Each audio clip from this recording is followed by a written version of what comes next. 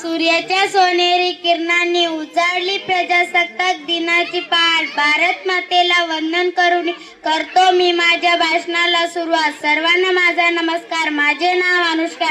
आज 26 जानेवारी हा दिवस आपण भारताचा प्रजासत्ताक दिन म्हणून मोठ्या उत्साहात साजरा करीत आहोत.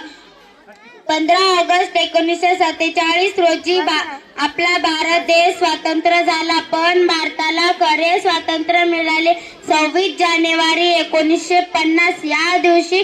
डॉक्टर बाबासाहेब आंबेडकर यांच्या अध्यक्षतेखाली एक मसुदा समिती नेमली. या समितीने 2 वर्षे 11 महिने 18 दिवस अथक परिश्रम करून भारत देशाला एक संविधान प्रदान केले. 26 जानेवारी 1950 रोजी हे संविधान अंमलात आले आणि आपला भारत देश लोकशाही व प्रजासत्ताक बनला.